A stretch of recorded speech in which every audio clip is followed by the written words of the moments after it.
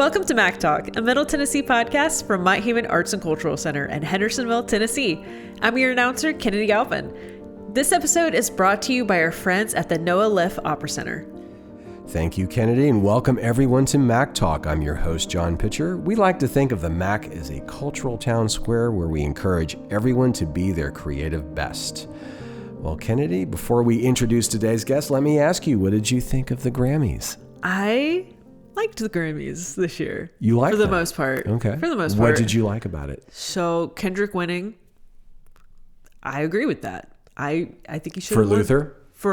He won for a lot of stuff. Yeah, he did win for a lot of stuff. He won for a lot of stuff, and I agree with all of them. Yeah. He had a fantastic year. GNX was a great album. Bad Bunny winning. Okay. Pop solo record for Lola Young. I wasn't really surprised that she won that. I would have been okay with Chapel Roan as well. Mm-hmm. But Lola Young, I liked that. Pop album for Mayhem by Lady Gaga. Fantastic record. Really glad she won that. And Best Remix with Jastaffelstein. So I thought it was pretty good little Grammys. Okay. For at least the pop stuff. The rock, I have opinions Let's hear your rock analysis. Yeah, so Haley Williams did not win. Haley didn't win anything. We know that I did not like that for sure. Best rock went to Changes by Youngblood. I don't agree with that. It could have been. You were really rooting for Turnstile. I would have been okay with anybody else in that category, to be honest with you. Uh-huh. Although but Turnstile did come away with a couple. They did Grammys. win a couple. Best metal performance, which I don't think they should have been nominated for in the first place. And then you just thought they were in the wrong category. They were in the wrong category. That's just my opinion on that. And then they won for, what was it, Best Rock Track, if I remember correctly? Something akin to that. It was like rock album, wasn't it? Wasn't it Turnstile? I think so, yeah. Yeah. And then Best Rock Track went to, or Alternative Rock went to Nine Inch Nails. Okay. I don't agree with that. For the Tron track, I don't agree with that. Now, I think Best New Artist, was that Olivia Dean? Yes. What did you think of that? Yeah. I thought she was actually quite amazing. She's incredible. I agree with it. Okay. She does a really good job. Okay. Well, and I noticed that, and this is now like in category 3007. Yeah, there's a lot of categories for classical music. There's Best orchestra performance. It was the Boston Symphony, which is what I was kind of wondering about. My youngest son was actually at that performance. It's a live recording. Oh, wow. So kind of cool. Well, you know what? Let's go ahead and introduce today's guest because he's sort of related to this whole issue of Grammys. He's Leonard Slatkin, the newly appointed music director of the Nashville Symphony Orchestra. Leonard has long been one of the world's most celebrated maestros. Over the years, he served as music director of the St. Louis Symphony Orchestra, National Symphony Orchestra, and Detroit Symphony Orchestra, to name just a few. And as a guest conductor, he's led virtually every important orchestra on the planet.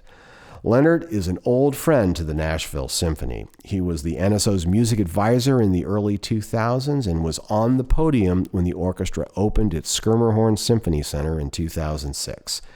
Speaking of Grammys, Leonard helped the Nashville Symphony win their first 3 Grammy Awards with their 2007 release of Joan Towers' Made in America.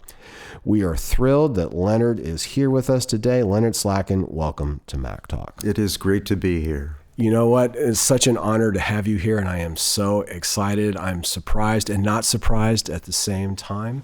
But let me just start off with one quick question. You know, you have been an internationally important conductor since you were 35 years old, at least.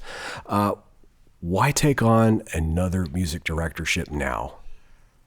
I had actually settled into the role of just being a guest conductor.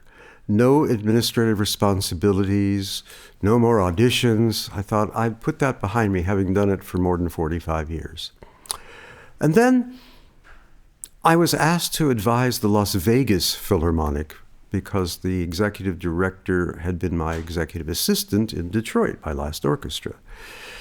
And that was a fairly easy job, just help them put the programs together, assisted in auditions, things like that.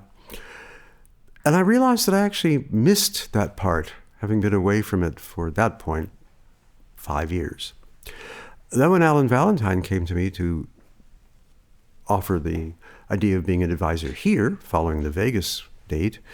And I said, sure, I know how to do this now. And as we continued in our discussions, I realized how much I missed this aspect of it. I never thought I would say I would miss administration, but there's something about putting the pieces of the puzzle together, whether it's artistic, financial, community, educational, all that. I felt energized. And also, not unlike Las Vegas, this is one of the most incredible cities for growth in the United States. And when you have that, you have the potential to build from not only the traditional base of people who support the arts, but new ones who are coming in. So our job really is to create more awareness, more branding, if you will, of what happens here. And the opportunity now exists to do that. In a way, even more so than it did 20 years ago when the hall opened. Right.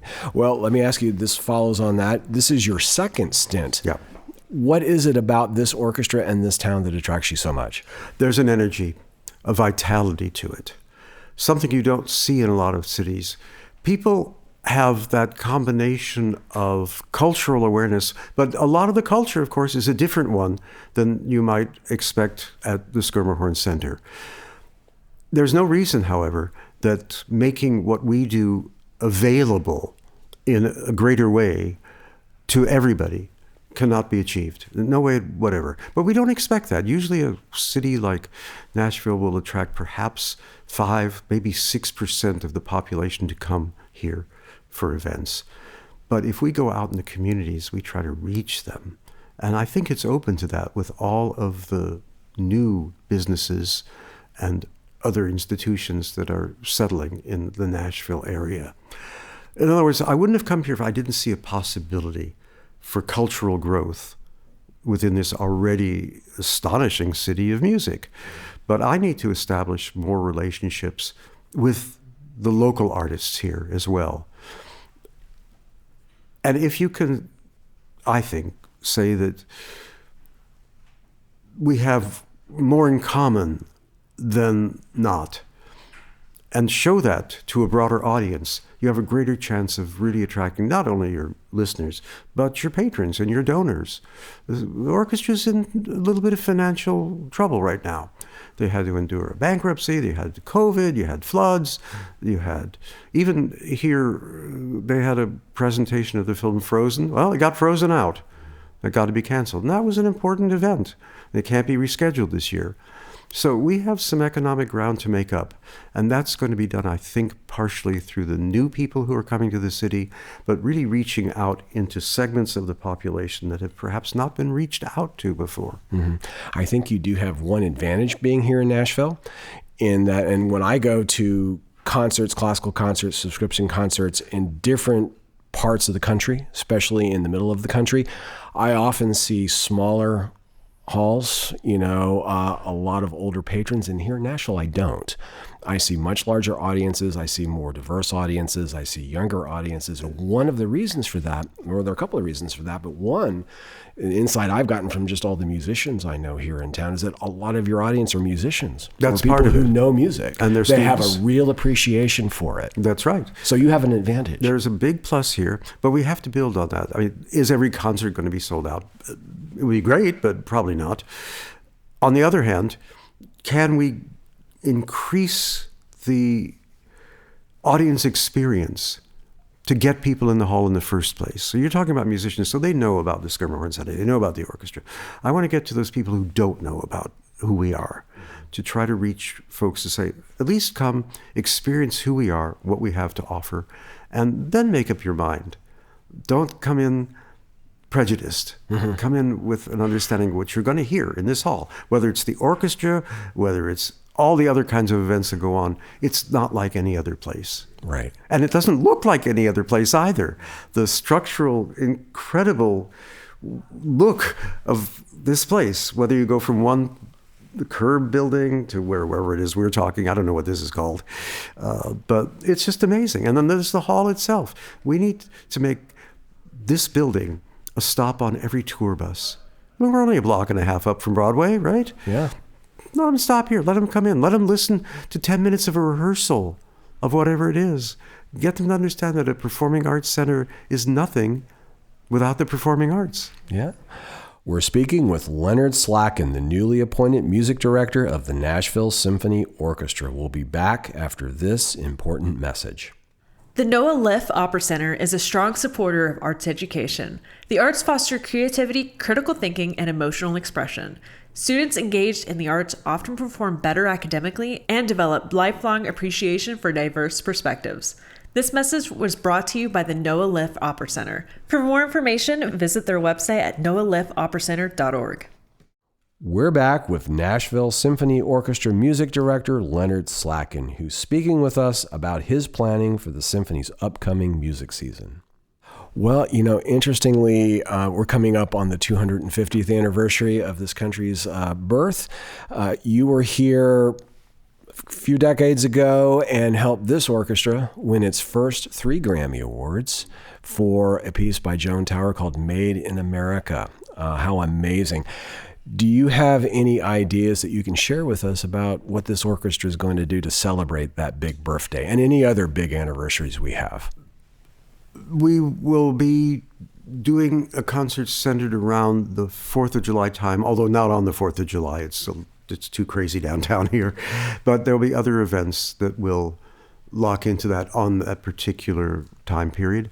There'll be events that go with the opening week of the season that will celebrate the country and America, as the opening program itself was all American, but there will be other things that go on.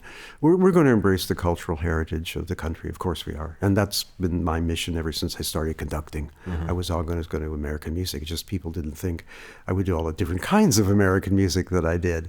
Because that's what the country is about. It's about the variety. And that's what's going to come through as we go through these first 3 years of my engagement here. Mm-hmm. Mm-hmm.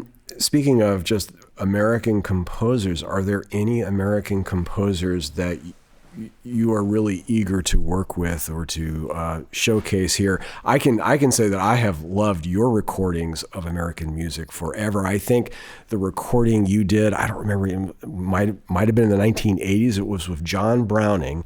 The Barber Piano Concerto, I think to this day remains the absolute best recording in the catalog. I love that recording. I mean, it is amazing. And you are so important. You've done the same work here in Nashville already. Are there any American composers I'd really like to do something with? I think the orchestra's done a very good job in promoting so many composers of today. I think what we need to do, though, a little more of, is look back just a bit to understand the classical roots of how today's music came to be. We wouldn't ignore it, of course not. We have a couple of premieres, we have some newer pieces that are played, but it'll be coupled with some of the masters. There'll be a Barber, there'll be Copland, there'll be Harris, there'll be all these people that made the music here. But they'll also be reaching into composers like Wynton Marsalis, whose violin concerto will be played next year.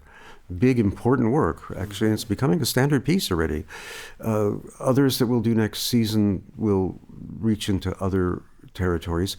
We've asked almost all the guest conductors, there'll be 5 next year, to each include an American piece on their program in addition to a standard symphonic work. There'll be concertos that'll be by American composers. It'll be quite broad. It'll be good. I would be interested to know who some of your soloists are going to be coming up next season. Now, you can't say everything yet. You haven't made your official announcement. No, I can tell you. We have 5 members of the orchestra who are appearing as soloists. Tell us about that. I just wanted to showcase the talents of the people and bring them front and center. Just to have them in the front of the stage to show this audience that, sometimes you don't need to bring in the star flute player from Germany, because we have our own star flute player here, or the cellist, or whoever it happens to be. There are 5 of them, and probably more even with some of the repertoire. Yefim Bronfman is going to be coming next season to play with us. What's he going to play? Can you tell us? Rachmaninoff 3. Oh my gosh. Yeah. So, what cadenza is he going to do? Probably the big fancy one. The big fancy one. Okay. Of course. I think. I did it. What did he do when I played it with him in the Philharmonic? Yeah, I think he did the fancy one. Okay. I sort of wish somebody would put the 2 of them together, because there's some things in the second version that I Rachmaninoff like too. preferred the shorter one, so did Horowitz. But I kind of like the big one. That's the one Clyburn did at the Tchaikovsky. I know. And at the time, it wasn't being done very often. Yeah. So it's one of the things that got him his prize. We'll have the chorus doing the German Requiem. we'll have, can't remember off the top of my head. Oh, somebody's going to do a new narration for Young Person's Guide, which is going to be set as a murder mystery. That'll be fun. I'm looking forward. So that's the Britain, right? Yeah. Okay. I'm looking forward to Hila Plittman returning to do Del I Tredici's love Final Hila Alice. Plittman. That is going What to be an spectacular. amazing And we're going to make a soprano. real video experience out of it for the audience.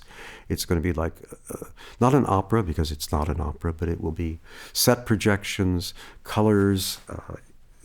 I think the visual component, when it's appropriate, is something you need to introduce into concerts now. We live in a visual age, so you need to make that experience even more interesting to people. And so we'll look at that and see if it goes well, we'll do more of it. Okay. If it doesn't, we won't do it at all. Okay. Well, you are famously known, perhaps as much as any conductor in America, as an orchestra builder. Orchestra builders are very good at knowing the strengths and weaknesses of their orchestra. What makes this orchestra stand out? What is the strength? Like, you hear about Chicago and its brass, and Right. Philadelphia and its strings. Well, that's are what the you strengths? used to say. It's a little different now. Right, everything changes. What are the strengths here? Because I think this orchestra is now one of your top. I think this is one of the most top versatile ones. orchestras in the country, simply because they have to play so many different styles of music in rapid succession. So that's the first thing, that you have a flexible group that can adapt. So within a given program, we can jump from one style to the other with ease, as long as the program makes sense. Another thing about them is that they are extremely enthusiastic right now. They're just at the place you want them to be. If I had one thing that I would like to do, it's to slightly make an adjustment to the acoustics. It's a little overly reverberant to me. I want more of the sound of the stage to go into the audience with a clarity. And we might be able to do that by adjusting the curtains that exist up on the top of the building, manipulate them in such a way that slightly dries up the sound a little bit. That would be something where it would enable our string section to shine more clearly to the audience. Sometimes they get swamped, not because it's intentional, but the hall favors the winds and the percussion. I want the strings to be first and foremost. After all, what makes an orchestra different than a band? It's the strings. Right. So I think that, and that's always been a hallmark of what I've tried to do. Okay. I know we've talked a lot about, or we talk a lot about arts education and music education as really being a cornerstone of appreciating what we do here. What are some of your arts education and outreach ideas? How are we going to get this, orchestra and what it does into the hearts and minds of the listeners out They there? already do some work in the schools individually. We need to be more collective about it. And I need to go into the schools. I need to talk to young people about music. And the fact that I can kind of talk their language, not entirely, but I'm able to speak about the pop industry, the rap industry, the jazz industry, all these different things that happen. So what they see in an 81-year-old is somebody who tries to think a little bit younger and tries to understand their perspective. I remember one time with my son, who really didn't like classical music, I thought, how do I really reach him with what I do? And I realized that if I say, okay, Daniel, let me listen to some of the songs you guys and your classmates are listening to. And then you tell me what you really like about it. And I'll tell you what I like, or if I don't like it, I'll tell you that. I said, but the exchange is, I'm going to play you something from mostly what I do. And you tell me what you liked about it and what you didn't like about it. And that dialogue was transformative for both of us. It opened him up to my world more, and I opened up to his. And what happened to him? He's a composer now for film and television. Wow. Okay. Sort of in the family tradition, Yeah. though, right? Hollywood. Yeah. I have to say, I have a selfish question here. You, of course, are known for your American music, but you're also a really good Shostakovich conductor. And I have to ask you, do we have any Shostakovich in our future at some time? We do next season, but not with me. But the season after, certainly. Okay. Giancarlo is coming back for 3 weeks next year, and he's doing Shostakovich first. Oh, But I'll wonderful. probably do one of the more infrequently played ones. What I'd like to do here is the 11th, if it hasn't been done before. I love the 11th. It's great fun. This orchestra is wonderful. It's versatile. It's great with American music, but it plays Shostakovich and Mahler and these composers amazingly well too. An orchestra cannot survive just on American music, just as it cannot survive anymore on just playing the traditional classics. You have to find that balance. Right. And that balance comes from finding works that blend with each other on a given program. It's like if you go to a restaurant and you order, okay, I'll have that appetizer and I'll have this main course and this dessert. If they don't wind up complementing each other, plus the wines you might have, you're missing out on the experience. So programming should, to me, be done as a balanced experience, that one piece perhaps relates to another in some way, or it's so contrasting that you're forced to really think about it in that way of contrast. Right. Well, Leonard, I think we have time for one more question. Yes, so sir. let me ask you, where do you hope to see this orchestra? Your 10 years, 3 years. Where do you hope to see this orchestra in 3 years? I'm kind of thinking beyond the 3 years in a way, laying the groundwork for the future. So when I finish this 3 years, I will be 84, getting on 85. I don't know where my mental state will be. I don't know where my physical state will be. But hopefully we keep going and working. The guest conductors we bring in will all be people who could potentially become a music director eventually. We don't know when. What I hope is that after my time here, that the orchestra becomes a destination point for musicians who want to play in the orchestra when we have vacancies, that people who are currently in the orchestra do not want to leave to go to other positions, that we make it financially so attractive to them and artistically that they wish to stay. Most of them do, and that's really good. And that the public grows to understand that variety not only is the spice of life, it's the necessity of life. You have to have it. And these would be my immediate goals. And, of course, continuing to promote something that's happened all the way back in the days of kind of Skirmahorn, the American music that this city is so well known for. Right. Okay. Well, Leonard Slatkin, a new music director of the Nashville Symphony Orchestra, thank you for joining us. Thank you. You've been listening to Mac Talk from Mount Haven Arts and Cultural Center. Our mission is to educate, elevate, and encourage our community through the transformative power of the arts. If you're interested in transforming your creative life, check out our website at monthavenarts.org. Our guest today was Leonard Slatkin, the newly appointed music director of the Nashville Symphony Orchestra. Our podcast music was written by Nashville composer Christina Spinet. I'm Kennedy Alpin. Thanks for listening, and we'll see you next time.